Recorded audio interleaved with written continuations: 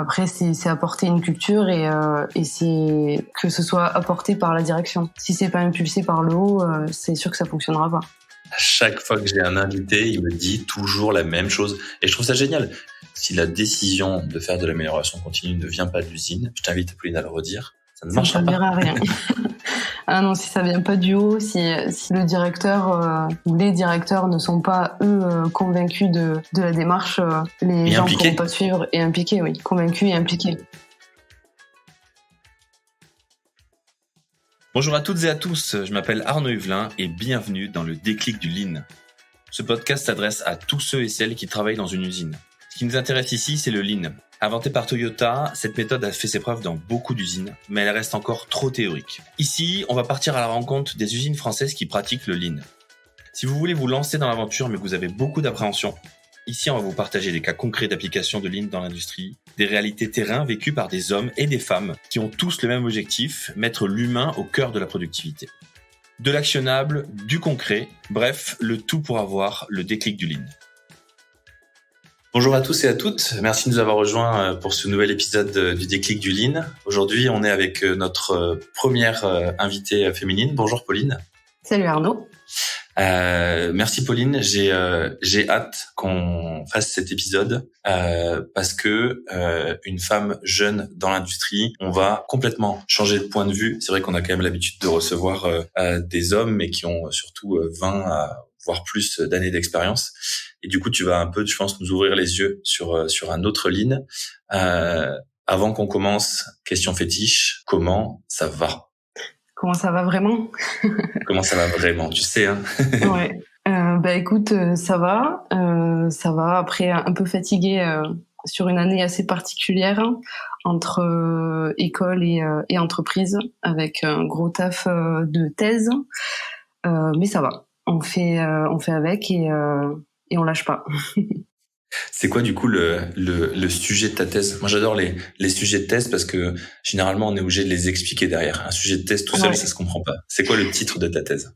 Alors le sujet en général c'est le Lean dans l'agroalimentaire. Donc la problématique que j'ai posée, c'est comment mettre en place grâce à l'amélioration continue une gestion de production optimisée dans un secteur d'activité qui comprend une matière première fraîche. Donc tout ce qui est matière première au niveau du secteur agroalimentaire avec toutes les variabilités qui peuvent rentrer en compte.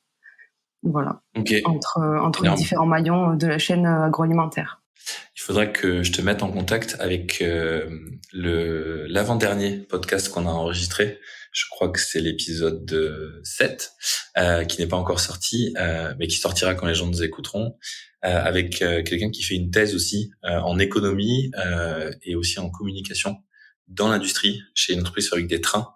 Et je pense que vous auriez énormément de sujets à échanger. Je te mettrai en contact avec lui. Il s'appelle Simon. Super. Du coup, t'as démarré ta thèse quand? Donc moi j'ai commencé l'alternance en octobre et j'ai commencé à fond le sujet là il y a un mois ou deux avec du benchmark où je contacte des directeurs industriels, je contacte des personnes via LinkedIn, des gens qui sont sur le secteur, sur le sujet. Donc voilà, et je dois le rendre fin septembre. Ok, donc un message à tous les directeurs industriels et responsables de production qui nous écoutent. Contactez Pauline sur LinkedIn et tu leur prends combien? Un quart d'heure, 20 minutes de leur temps pour parler une petite demi-heure, histoire de balayer un peu les sujets et de voir par rapport à la solution qu'on peut envisager, étant donné que je dois proposer une solution via ma thèse pour répondre à la problématique. Et du coup, comment t'en es arrivé à faire cette thèse-là? Moi, je t'ai rencontré un peu avant, quand t'étais dans une autre entreprise. Raconte-nous un peu le parcours que t'as mené. Alors moi, donc j'ai commencé par un IUT génie biologique qui se fait donc sur 2 ans. J'ai enchaîné ensuite sur un master génie biotechnologique, vraiment axé agroalimentaire. Donc à la base, j'étais plutôt sur le domaine de la qualité. Donc j'étais partie plutôt sur ça, sur mes expériences pro avec les stages. Et il s'est avéré l'année dernière, donc là où on s'est rencontrés sur l'entreprise, sur mon stage de fin d'études, j'ai eu un sujet de production, amélioration continue, parce que j'étais un peu, je cherchais à voir un peu ce qui se passait sur ce service-là, et ça a été un peu la révélation. C'est-à-dire, raconte-nous ça. C'était un domaine avec un sujet quand même super intéressant, le fait d'avoir recours au terrain, recours aussi au bureau, avoir pas mal de sujets à gérer, et l'aspect aussi où on est en contact avec les opérateurs, où il n'y a pas une journée qui est pareille. Donc j'ai voulu en fait continuer sur ce chemin-là et faire un master spécialisé amélioration continue, donc sur 1 an, et d'où le travail de thèse qui doit être mené aussi sur cette année-là. Et du coup, dans cette entreprise-là, quand t'as eu ton déclic du Lean, c'est bien parce que c'est le nom du podcast, ça a été quoi, du coup, quand t'es arrivé, c'était quoi la mission qui t'a été confiée concrètement? Est-ce que c'était chiffré? Est-ce que c'était flou? Tu vois, t'es arrivé dans quel contexte? C'était un peu flou. On m'avait demandé, de venir, d'optimiser donc la conditionneuse semi-automatique, en fait, qui avait pas mal de problèmes au niveau des capacitaires. Donc le capacitaire était pas au max, parce qu'il y avait pas mal d'aléas du coup. Du coup, le capacitaire, moi j'aime bien réexpliquer les choses, tu vois, pour que tout le monde se comprenne. Ouais. En gros, entre ce que la machine pouvait produire par jour et ce qu'elle produisait réellement, il y avait un écart, quoi. C'est ça, il y avait un gap assez important. En gros, ils avaient acheté cette machine, il me semble qu'ils pouvaient, je veux pas dire de bêtises, mais il me semble qu'ils pouvaient conditionner 25 tonnes par jour. Et nous, il me semble qu'on était à 8-9 tonnes, quoi.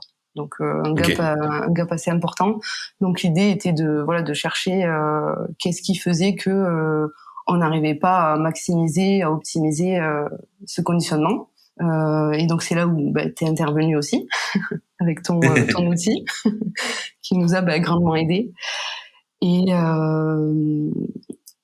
voilà, après donc l'idée aussi c'était d'être avec les opérateurs, de questionner, de faire des observations de terrain, et après de solutionner après, de trouver les problématiques, et de trouver les axes d'amélioration pour traiter le sujet.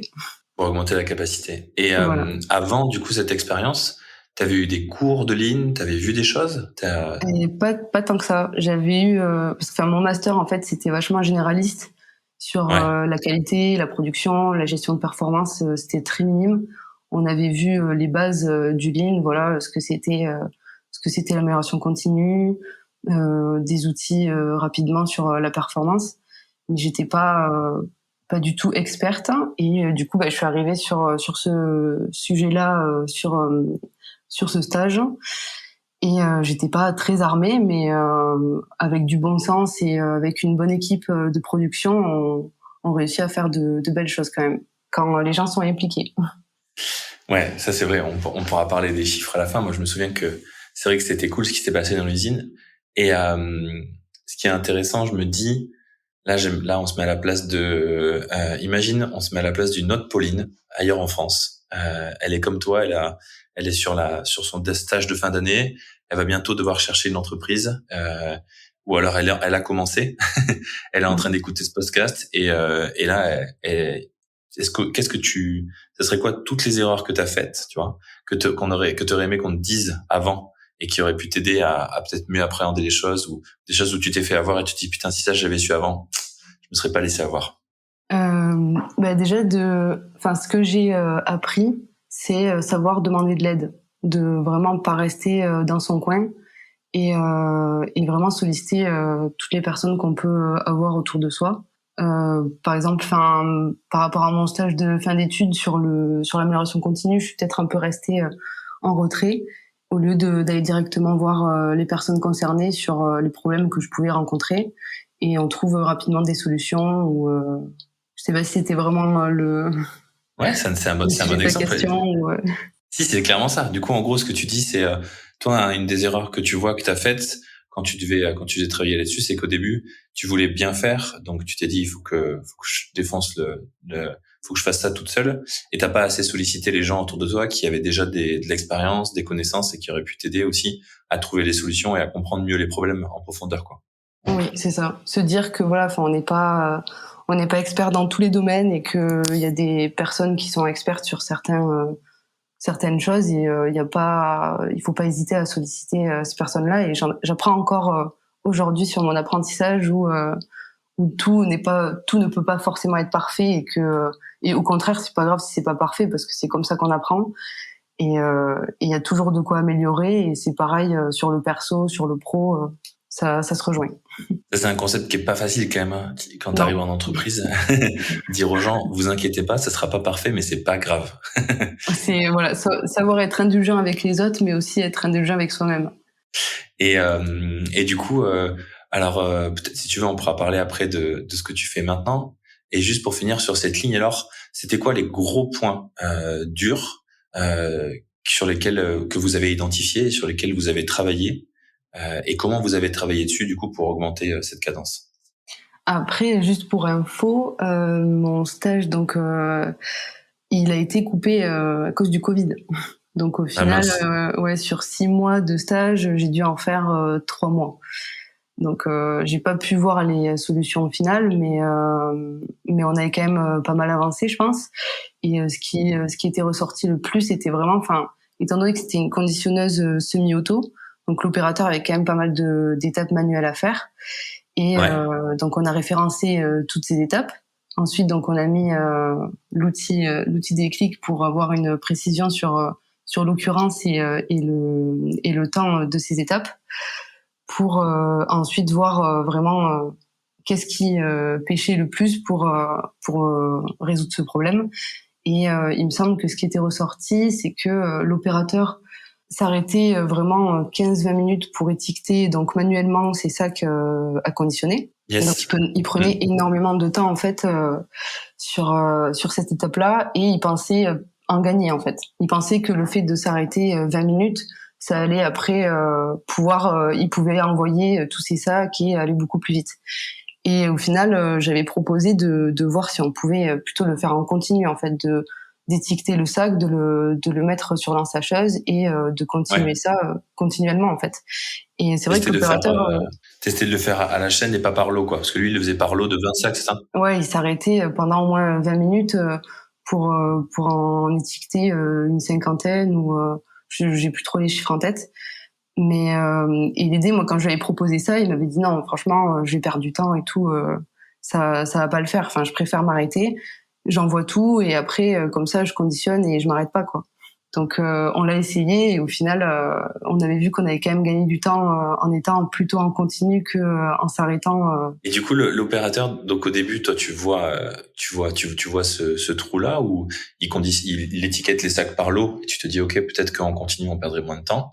Donc tu lui dis est-ce qu'on testerait pas en continu et il te dit non quoi. Il te dit non, je vais perdre du temps. Il me dit OK, on va tester, mais franchement, j'y crois pas. J'y crois pas. J'y crois pas du tout. Et du coup, tu lui as apporté quoi comment est-ce que vous avez mesuré que ça a été quoi vous avez mesuré du coup que ça marchait et qu'il gagnait vraiment du temps quoi. Et il s'en est rendu compte au bout d'une journée, au bout d'une semaine, tu vois, genre c'était quoi le processus de changement? Déjà, enfin moi je prenais des chronos en fait sur un cycle de palettisation, donc il y avait je crois 20 sacs qui étaient palettisés par palette et je prenais un cycle et donc je différenciais toutes les étapes, je prenais le temps de chaque étape et j'avais fait une palette étiquetée en arrêt où on arrêtait la production et il étiquetait ses sacs. Je prenais le temps et ensuite on faisait une palette où là il faisait l'étiquetage en continu et on avait vu que la palette elle se faisait au moins 5 ou 10 minutes plus vite sur 30 minutes, ouais. Ça allait, c'était plus fluide, quoi. Ah, c'est pas rien. Et c'est rigolo parce que du coup, instinctivement, même tu te poses toi et tu te dis, bah oui, non, je fais tout mon lot là d'un coup. Si j'étiquette tout d'un coup, ça va plus vite. Alors qu'en fait, en continu, il y a du temps masqué que tu vois pas. Ça. Ok, d'accord. Ça, et ça, on le voit partout. Enfin, on a toujours l'impression dès qu'on va faire du stock, on va gagner du temps derrière, mais en fait, non, on s'arrête pendant un temps, on bloque les choses pendant un temps et on camoufle en fait. Alors que si on fait les choses de manière plus continue, plus fluide, ça ira sûrement plus vite. C'est rigolo ça. Ça me fait penser à plein de trucs que je fais quand je fais du jardinage ou de la cuisine et je me dis en fait je perds du temps. Bon après je suis pas dans l'efficacité quand je suis en train de faire à manger mais mais c'est rigolo. On pense gagner du temps mais en fait c'est juste masqué quoi. Ouais, et du coup, c'est ça que je trouve assez intéressant et génial avec le Lean, et que du coup, tu mets en pratique dans les usines, c'est qu'on a l'impression, on a réellement l'impression, quand on arrive dans une usine, les opérateurs, les managers, tout le monde a réellement l'impression d'avoir optimisé, en fait. Parce que on a appliqué du bon sens, où on s'est dit mais on n'a jamais appliqué ce que toi t'es venu, c'est-à-dire amener de la mesure Mm. pour C'est dire ça. peut-être que t'as raison, mais peut-être que t'as tort aussi. Ça c'est pas facile. Et du coup l'opérateur, il s'est quand même prêté au jeu assez facilement de dire ok, je veux bien Oui, tester ta méthode, oui. euh, mais en mode bon, je sais que ça va pas marcher quoi. Et Oui, après, voilà, ils étaient pas non plus réfractaires, mais voilà, enfin d'entrée, il m'a dit, moi, j'y crois pas, c'est pas, ça va pas marcher. Enfin, pour et moi, c'est là où enfin, c'est important. et même après, quand je lui ai montré les chiffres, il m'a dit, mais franchement, je le ressens pas, quoi. Enfin, j'ai l'impression de gagner du temps quand je m'arrête au lieu de faire en continu. Et je t'avoue, pourtant, c'est écrit. Putain, c'est fou. Notre cerveau, il nous joue vraiment des tours. Hein. T'imagines le nombre de mauvaises décisions qu'on prend, qu'on a pris et qu'on va prendre C'est à ça. cause de notre perception qui est biaisée. Parce que même avec les chiffres, même avec une mesure où tu vois, genre c'est pas compliqué. Hein. Tu prends le chrono, tu démarres. Enfin, là, on n'est pas sur des calculs très complexes. Même là, on a du mal à y croire, quoi. Ah oui, Même là, même dans l'entreprise où je suis, là, il y a un atelier où le flux, la cadence était beaucoup trop importante par rapport à l'atelier en aval. Et ouais, du coup, enfin voilà, on a demandé à diminuer les cadences parce qu'on savait que la production serait la même, qu'ils sortiraient quand même le même nombre de produits. Et les opérateurs, ils sont fous. On leur diminue les cadences et ils disent mais non, mais on produit pas en fait. Là, on produit rien, on produit pas assez parce qu'on a tout diminué, le temps, alors qu'on leur sort les chiffres à la fin de la journée, c'est exactement la même chose. Ils sortent le même chiffre que d'habitude. Et en plus avec meilleure génial ça. qualité et tout ce qui va derrière. C'est important, ça me fait penser, est-ce que tu mets ça en place souvent? J'ai vu ça dans quelques usines déjà, je commence à voir ça et je trouve ça très bien. Euh, des panneaux d'affichage où on montre, alors il y en a qui le traitent à la journée ou à la semaine, tu montres la quantité qui doit être produite aujourd'hui. Si tu fais des tables, si tu fais des sacs, si tu fais, voilà, tu trouves une unité de mesure et tu dis voilà, aujourd'hui c'est 10 tonnes, c'est 20 tables qu'il faut produire, et versus en fin de journée ce qui a été produit. Dans l'entreprise où je suis, sur un atelier, enfin, on le suit. En fait, enfin, il y a du management visuel le matin, donc c'est un point de 5 minutes avec le chef d'équipe, les opérateurs, où ils vont Ouais, dire, ok, aujourd'hui, on va faire, on a tant de tonnes à produire, et le lendemain, donc ils vont dire, ok, la veille, on a produit tant, aujourd'hui, on va produire tant. Enfin, ils font un ratio, ils montrent ok. vraiment les chiffres. Quand le mec il rentre chez lui le soir, du coup il sait pas. Si, il sait ce qu'il a fait la veille, du coup, et le matin, ouais, si, il le saura le lendemain, du coup. C'est Ouais, pas en temps ok, réel. Oui. ok. Mais l'idée, c'est de le faire en temps réel. Demain, ils vont mettre, enfin, je sais pas dans combien de temps, mais normalement, dans peu de temps, ils vont mettre en place ce qu'on appelle donc le TRS en temps réel, où là, on Ouais. va voir vraiment par ligne, on va savoir ce qui se passe en termes de qualité, de conformité, non-conformité, la cadence qu'on a, savoir vraiment où on est. Et ça, je trouve ça super important. De quand on est opérateur, on est sur notre ligne, savoir ce qui se passe avant même, sur les ateliers en amont, savoir ce qui se passe après et savoir ce qui se passe aussi sur notre poste, combien on sort, où on est en avance, en retard ou pas, savoir Hmm. vraiment ce qui se passe en temps réel. Et ça, c'est quelque chose qui va être mis en place là dans mon entreprise et je trouve que c'est une solution à mettre en place assez importante. Ouais. Ouais, je suis d'accord. J'ai vu moi j'ai vu des beaux changements de une motivation complètement différente, parce que du coup au lieu de produire un peu à l'aveugle, tu produis avec ta ligne directrice. Et j'ai vu dans une usine où justement avant à chaque fin de journée, à partir tu vois de 14-15 heures, ils cravachaient pour atteindre les chiffres parce que forcément tu vois ils avaient pas vu qu'ils étaient en retard. Et alors que depuis qu'ils ont mis en place ce truc visuel quasiment en temps réel, et ben du coup, ils savent dans la journée le rythme qu'ils doivent avoir, et ils sont plus, tu sais, dans un effort, je dirais, continu, que dans un espèce de truc saccadé quand tu cours. Et du coup, c'est plus Ouais. agréable. C'est sûr, ils vont toujours avoir l'impression, je pense, d'être en retard quand ils n'ont pas de visibilité. Du coup, ils vont vouloir tout donner à fond et je pense que c'est pas le but d'une journée de travail si on n'a pas la visibilité de ce qu'on fait sur l'instant, quoi. Et surtout, enfin, avec les aléas qu'on peut avoir, enfin moi je vois sur les lignes, peut y avoir des arrêts de production par rapport à des pannes, donc forcément ils vont se dire là on a pris du retard, du coup on va y aller à fond, quoi. Alors que s'ils voient de façon visible que non, ils sont pas en retard et ils ont pas forcément pris trop de retard par rapport aux pannes, de repartir quand même tranquillement et de pas bourriner, quoi.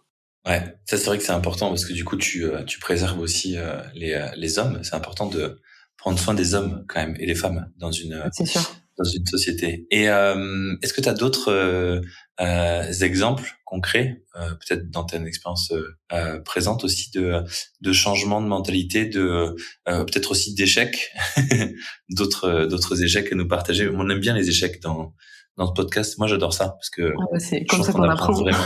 Ouais. C'est clair. D'échecs, pour l'instant, j'ai pas trop eu la chance d'en avoir parce que, enfin, j'ai pas non plus encore trop mis de choses en place. Mais, j'aime bien comment tu le dis. J'ai pas eu la chance de faire d'échecs sur cette aventure-là pour l'instant. Pouvoir m'améliorer moi-même.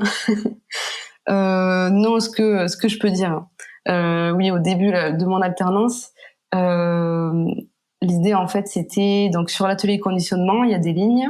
Donc de conditionnement, plusieurs lignes, et en fait il y avait un problème par rapport au nombre de plaques de truites fumées dans les colis, où on avait des problèmes, par exemple il fallait mettre 6 plaques et en fait on en retrouvait 5, on avait pas mal de réclamations clients. Donc l'idée en fait c'était des problèmes de packaging. Voilà, c'est ça, soit d'étui d'origine, soit de nombre de plaques dans le colis, donc on avait des retours. Et donc l'idée qui a été ressortie, c'est de mettre quelque chose de visuel sur le nombre de plaques dans un colis, la référence de l'étui à mettre sur la plaque, voilà, trouver quelque chose de visuel. Et j'ai eu le malheur, je pense, de me dire ok, ça fonctionne. Il y en a certains, ça leur sert sur un atelier. Et le deuxième atelier, j'y suis arrivée et je suis allée voir la chef d'équipe avec mon petit tableau que j'avais fait, plastifié, tout ça. Je m'étais amusée. Et elle m'a dit, moi, ça me servira pas ici. Elle m'a dit, moi, clairement, ça me servira pas du tout. J'ai fait, ah, ok. Et pourtant, j'étais pourquoi? Pourtant, on m'a dit que si, ça allait servir. Et elle m'a dit, non, ça me servira pas. Enfin, nous, on n'a pas d'étui. Enfin, eux, ils avaient pas d'étui, en fait. Ils avaient que des films. Donc, c'est différent. On met les truites, en fait, la plaque dans un étui, ou sinon, c'est juste le film qui va être posé. Donc elle m'a dit que ça allait pas fonctionner pour elle, mais je lui ai dit pourtant c'est un peu la même chose, enfin par rapport au PCB, tout ça ça va quand même fonctionner. Donc je pense que j'ai pas assez pris en compte le besoin de certaines personnes comparé aux autres. Donc l'idée c'est de pas rester pas transposer les choses de manière machinale en fait, de venir vraiment de prendre en compte le besoin de chacun et qui peut être différent. Après, c'est toujours délicat quand on veut essayer de standardiser un peu les méthodes, d'essayer de le faire un peu de manière agile aussi. Ça, c'est quand même un point que je trouve hyper intéressant. T'es pas la seule à nous avoir dit ça. Le tout premier podcast, Gaëtan Maillot, il nous disait ça aussi. Il nous disait que sur une ligne, il avait mis en place je sais plus quel outil pour que les équipes communiquent. Et sur une autre ligne, les équipes avaient WhatsApp. Et donc, les équipes du matin laissaient des messages WhatsApp à l'équipe de l'après-midi, qui laissaient des messages WhatsApp à l'équipe du soir. Et pour elle, l'outil que lui, il avait mis en place de communication était pas du tout utile dans ce cas-là. Et c'est vrai que on a tendance à oublier que ça doit être les deux lignes, pareil, c'est des gens qu'il y a derrière ces lignes-là. Et les gens, en fait, il y en a qui vont préférer des outils à d'autres. Et c'est ça qui est important, c'est plutôt que les outils. De toute façon, ça c'est chose qu'on prêche énormément. Il faut que les outils s'adaptent aux hommes et pas l'inverse. Faut regarder l'équipe que t'as et les impliquer dans la réflexion sur l'outil qu'on veut mettre en place. En fait, sur cet outil, je pense que j'ai le souci la chose que j'ai pu mal faire, c'est de le faire toute seule en fait dans mon coin, de voir avec le responsable secteur, ok, on veut mettre ça en place. Donc je l'ai imaginé, voilà, je l'ai validé avec le responsable de secteur, le responsable d'équipe, Mais en fait, j'ai pas assez pris en compte les opérateurs et eux ce qui ont vraiment ce qu'ils avaient vraiment besoin en fait sur le terrain, parce que bon, c'est quand même eux qui vont l'utiliser, donc c'est pas c'est pas à moi, Pauline, d'arriver et de dire ok, moi je vous mets ça sur la ligne, mais après vous faites comme vous le sentez, sinon ça servira pas, quoi. Ça, c'est des bons retours très pratiques. Mais après, j'aime bien parce que t'as commencé à dire que c'est ça qui est intéressant aussi. T'es arrivé, tu nous as dit que t'avais pas fait de lean avant, t'avais pas passé des années et des années. Finalement, t'as juste essayé de prendre un peu de bon sens, un peu de mesure. C'est important aussi d'avoir des chiffres, parce que sinon, c'est vrai qu'on se perd vite dans des fausses croyances. Oui, et puis on sait pas de quoi on parle sinon. C'est vrai. Moi, j'appelle ça des tu vois, est-ce que tu les vois, ces réunions où personne ne connaît le chiffre. Il y a un problème, personne ne connaît le chiffre, et c'est tu sais, c'est comme à la kermesse. 10, non, 300, non, 20, non, 50. Moi, politiquement correct, j'appelle ça des débats d'ego. Et sinon, en vrai, j'appelle ça des débats de couilles. C'est des débats où les gens, ils vont juste essayer de crier le plus fort possible, mais personne dans la salle ne sait réellement la profondeur du problème. Oui. Et le problème, en fait, il n'est pas résolu. Oui, Si t'as celui qui va gueuler le plus fort, ouais. Tu ressors de ce genre de réunion et il s'est rien passé, quoi. Donc, c'est pas simple. Ça, c'est vrai que elles sont pas faciles. Mais en même temps, je me dis, quand je vois comment notre cerveau se fait souvent piéger facilement, je repense à ton opérateur, il était persuadé, tu vois, de gagner du temps. Donc, il était, lui, intimement persuadé de bien faire pour la boîte et que ça allait augmenter la cadence, tu vois. Ah oui, que lui, ça le facilitait aussi sur son travail quotidien, alors qu'au final, ça l'empêchait plus de travailler qu'autre chose. Ouais, c'est fou ces schémas dans lesquels on rentre. Et du coup, si on revient un peu sur ta thèse, comment est-ce que t'as commencé un peu à réussir à mettre en application ton sujet de thèse là concrètement, ou t'es encore dans la recherche là et dans les interviews? Je suis encore dans les interviews. La solution, je l'ai pas encore au max, mais j'ai pas mal d'idées qui sortent, et l'idée, voilà, c'est d'avoir un peu une feuille de route surtout en fait commencer par maîtriser sa base et ses fondamentaux avant d'aller chercher plus loin, en fait. Et l'idée, c'est vraiment comment dire, d'avoir une organisation industrielle déjà bien cadrée avant de dire ok, nous on veut optimiser ici, nous on veut augmenter nos capacitaires, nous on veut faire plein de choses. Déjà savoir si la base et les fondamentaux sont déjà bien maîtrisés et bien mis en place. Donc ça peut passer par les opérateurs, par est-ce que les rôles et définitions, les rôles et responsabilités de chacun sont vraiment bien définis. Sur même pas que les opérateurs, hein, sur tout le monde, sur les responsables d'équipe, responsables de production. Il y a tous les N+1. C'est vrai que c'est bien ce que tu dis là.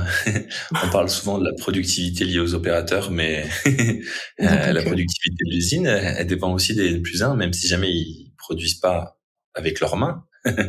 L'organisation et la répartition aussi du travail entre eux, elle est hyper importante, quoi.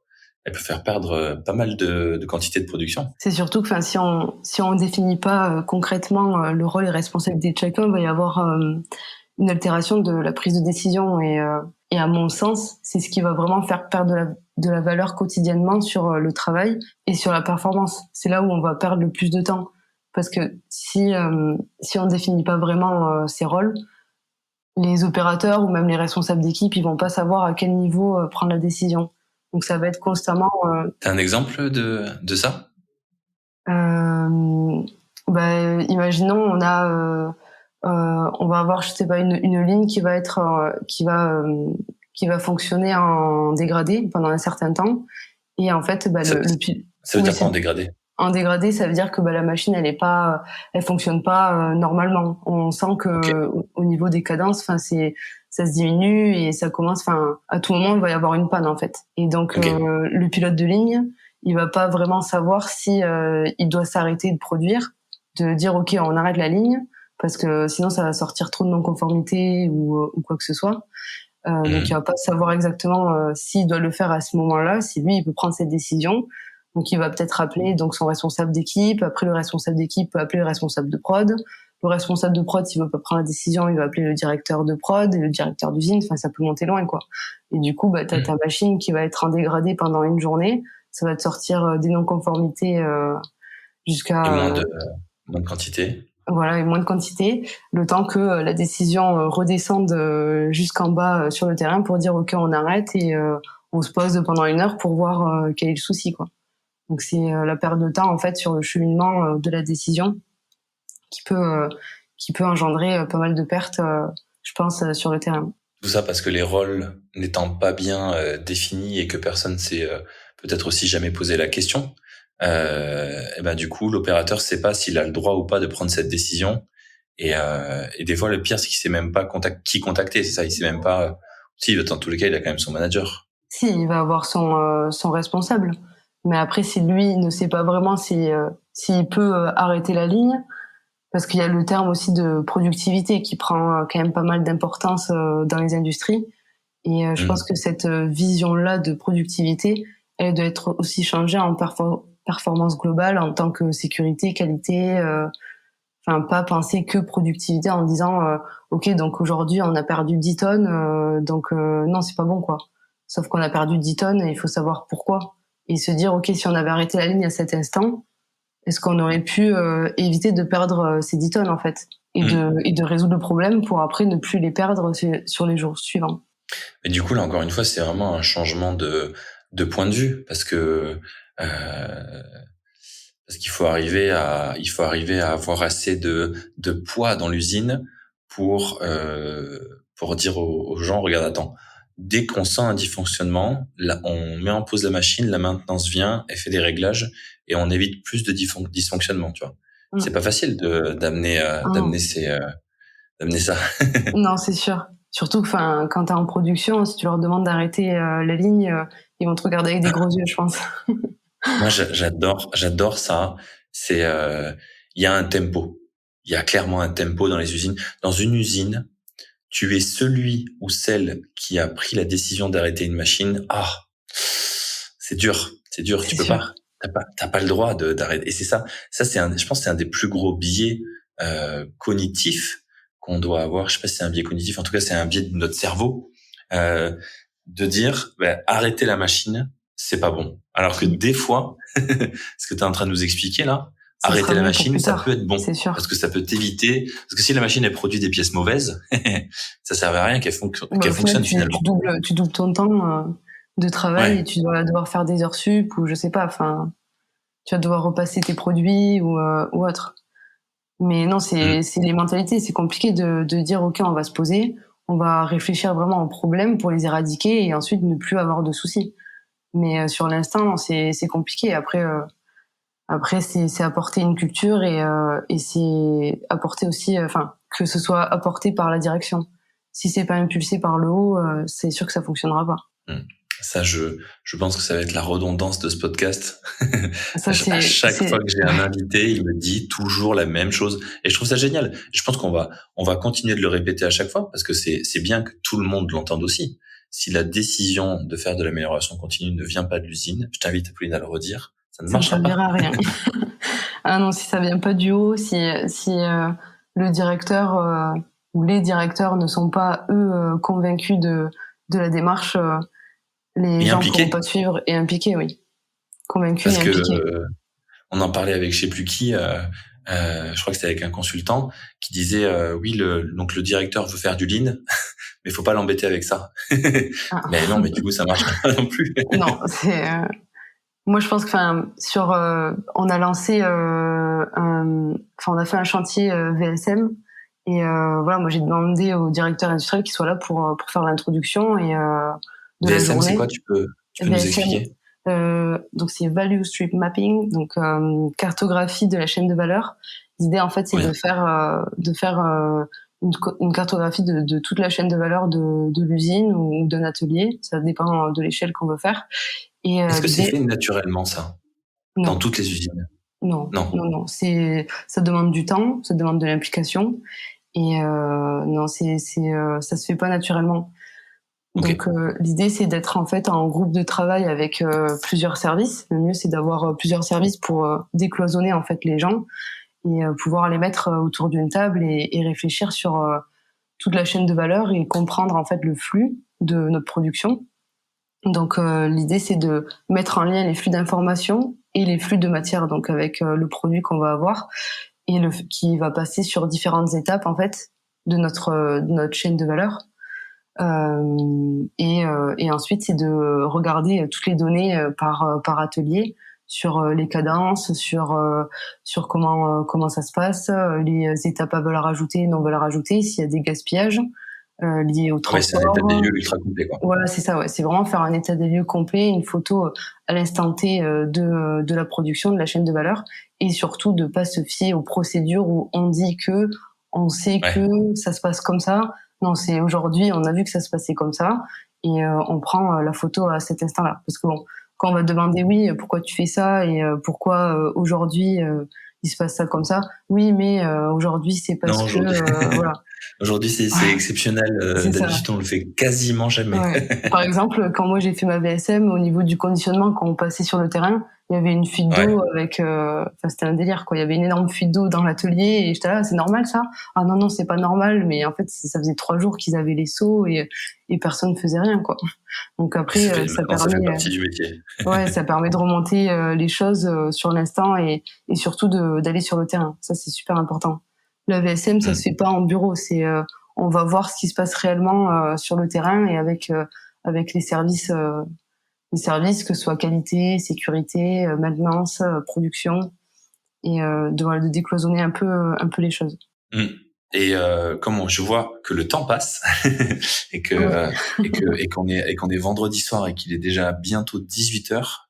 Je pense qu'il est bientôt l'heure d'aller boire une bière, mais avant, j'ai mes 3 questions de fin. La première, est-ce que tu as un coup de gueule pour l'industrie en France? Un coup de gueule.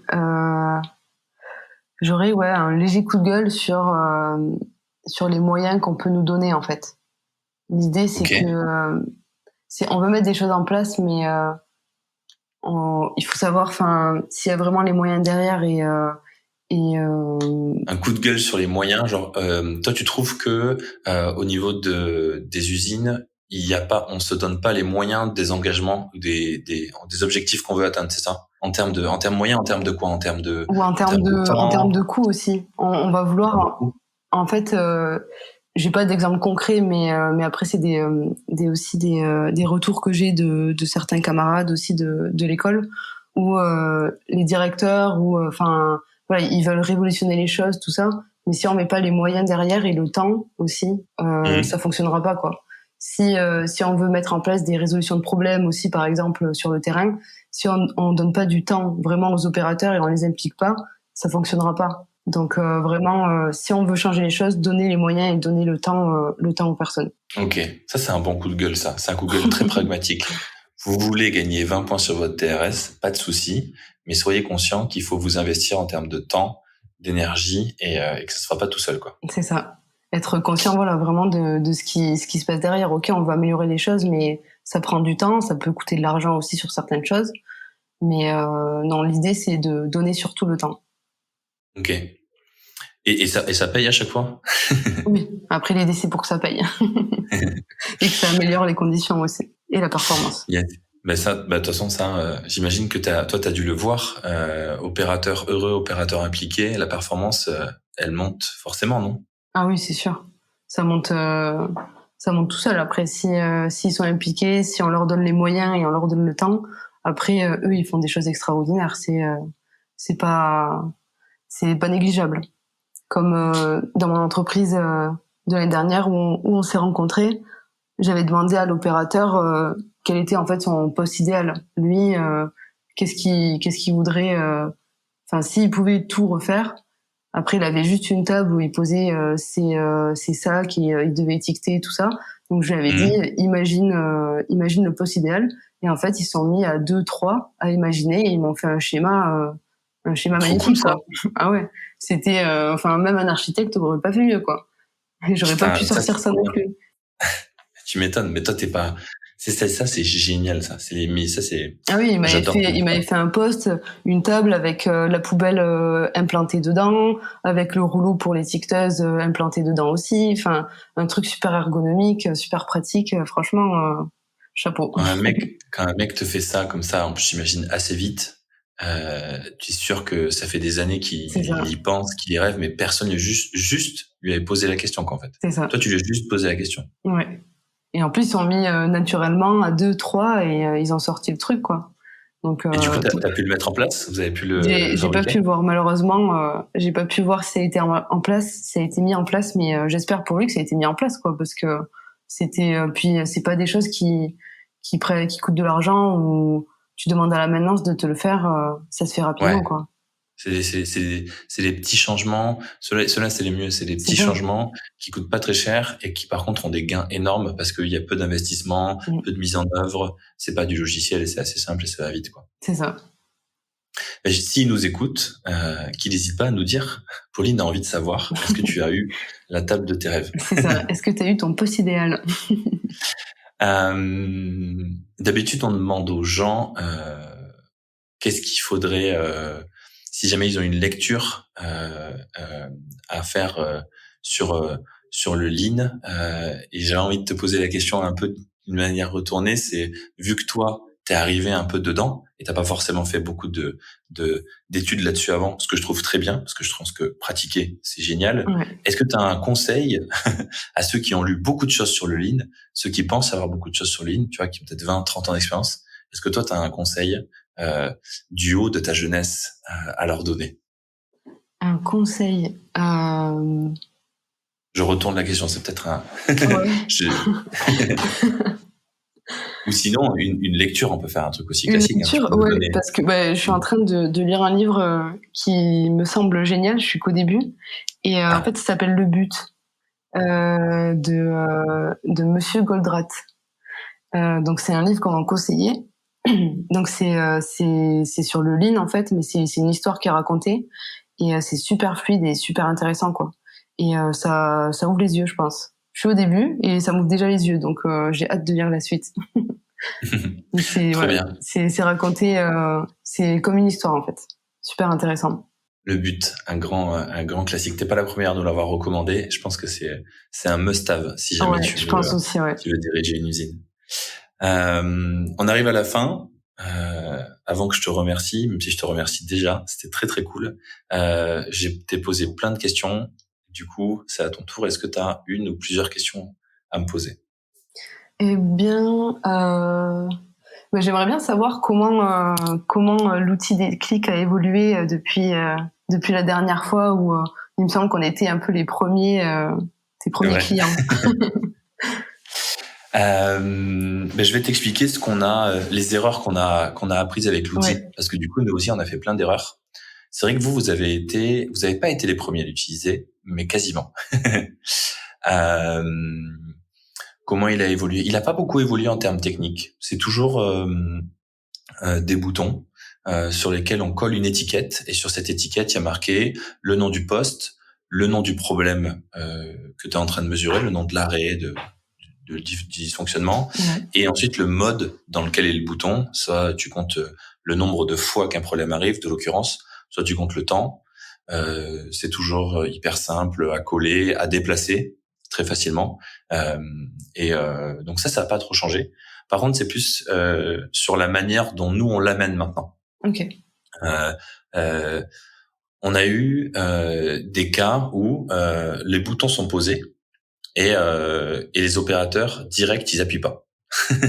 Genre vraiment, tu vois, t'as le responsable ou directeur qui nous a fait une super liste, il était trop content, il a tout fait tout seul dans son coin, il était trop content, il a posé les boutons, les opérateurs du coup, sans impliquer les opérateurs, et il nous appelle 2 semaines après en mode vos boutons c'est de la merde, ça marche pas, les opérateurs ils veulent pas appuyer. Et donc, on dit mais pourquoi? C'est bizarre, les boutons ils sont quand même là juste pour résoudre leurs problèmes, donc c'est bizarre. Et en fait, tu réussis à voir les opérateurs et tu te rends compte d'un truc tout simple, c'est que personne n'aura jamais demandé leur avis. Un jour, limite, ils sont arrivés un matin, les boutons avaient été collés, tu vois, genre vraiment la pire expérience, quoi. Les boutons avaient été collés, personne leur avait demandé leur avis, personne leur avait même, je pense, expliqué à quoi ça servait. Et après, on les avait engueulés parce qu'ils appuyaient pas. Ah ouais. Si on donne pas de sens, c'est compliqué, ouais. C'est ça, ouais. Du coup, maintenant, on a instauré une règle assez simple. Celui qui écrit la liste des boutons, c'est celui qui va appuyer dessus. Ouais. Si t'appuies pas sur le bouton, t'as pas le droit d'écrire la liste. T'as le droit de donner ton avis, t'as le droit de proposer, mais c'est pas toi qui prendras la décision finale de ce qu'on va installer dans l'usine. Donc ça, c'était un des premiers trucs. Aussi, petite règle qui va avec, c'était de dire, vos boutons là, laissez les opérateurs se les installer aussi, parce que du coup, c'est leur terrain, quoi. Moi, je me souviens d'une scène. Ouais. Pour s'approprier au max l'outil, ouais. Exactement, c'est ça, s'approprier l'outil. Je me souviens d'une scène extraordinaire, mais vraiment comme une pièce de théâtre.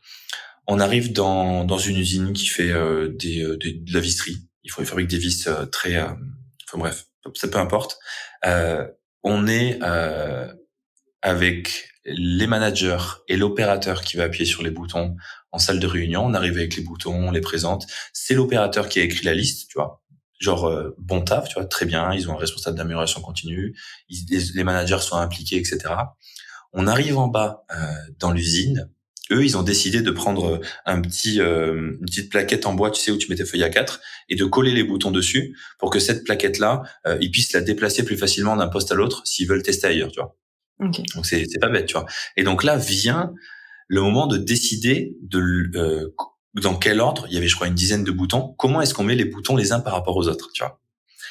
Et on amène, je me souviens qu'on amène cette plaquette-là à l'opérateur déjà agencée, parce que les managers avaient déjà prévu un agencement, mais ils les avaient pas collés, heureusement. Direct, je te jure, c'était un sketch, l'opérateur prend les boutons et il les redéplace comme il veut, tu vois, genre il fait clac, clac, clac. Et t'as son manager en face, qui est, je crois, chef d'atelier, qui fait mais non, et qui remet les boutons, comme c'était. Oui, ils ont fait un aller-retour. Ah ouais, c'était extraordinaire. Ils ont fait un aller-retour comme ça, de 2-3. À la fin, quand même, le manager, il a fait, bon, ok, dans tous les cas, moi, c'est pas mes boutons, donc fais ce que tu veux. Mais il a quand même voulu tenir un peu le truc, quoi. et en fait, ils parlaient pas. Et c'est ça qui était extraordinaire, c'est que ils parlaient pas. L'opérateur, on lui a montré ça, il savait à quoi ça servait, il savait pourquoi c'était, c'est lui qui avait écrit la liste. On lui a montré enfin les boutons. Direct, il les a bougés pour les mettre dans un ordre comme ça lui plaisait.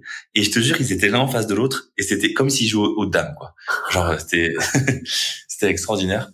Donc ça, c'est des choses ce qu'on a vraiment appris, du coup, sur Déclic. Ce qui a vraiment changé depuis qu'on s'est rencontrés il y a 1 an, c'est que on a compris que c'était un outil, et qu'un outil, ça doit être utilisé. Un tournevis ne vise pas tout seul. Les boutons Déclic ne font pas de l'amélioration continue tout seul. Ce n'est qu'un outil parmi tous les outils que vous pouvez avoir. Ils sont juste là pour quantifier, pour dire combien.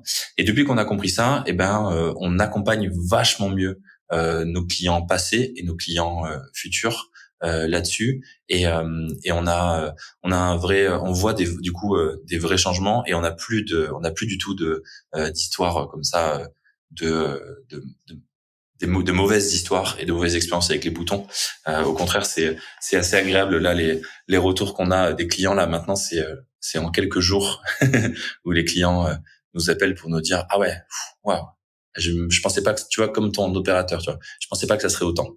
C'est ça. Je pensais pas qu'il y avait autant de problèmes sur ce point-là. C'est super important, ouais, d'avoir eu cette démarche-là. C'est cool de se rendre compte et d'apporter vraiment un accompagnement avec les responsables et les opérateurs aussi. Parce qu'il n'y a pas que les opérateurs qui ont besoin d'être accompagnés. Si les responsables n'arrivent pas à impliquer aussi les opérateurs, c'est cool d'avoir cette démarche-là, ouais. Plus souvent, moi, j'ai l'impression que c'est les responsables qui sont le plus sous l'eau, tu vois, de production, de directeurs de production, responsables de production, et c'est eux qui ont le plus besoin d'être épaulés, parce qu'en fait, on leur demande de faire 10 métiers, quoi. Et à un moment donné, et ça revient toujours avec rôle et responsabilité, c'est pareil. Hein. Les directeurs, si c'est pas bien défini, s'ils cherchent toujours à aller sur le terrain et sur l'urgence, c'est pas comme ça que ça marche aussi, ouais. Mais ouais, et donc du coup, ça c'est vrai que c'est important, ça. On en avait pas beaucoup parlé. C'est vrai que déjà se poser et faire un bel état des lieux sur le rôle et les missions de chacun, parce que la VSM, au fait, c'est pas que le flux de la valeur, c'est aussi qui prend les décisions, qui est responsable de quoi. Non, c'est vraiment aspect matière, accès matière. Ok, ouais. D'accord.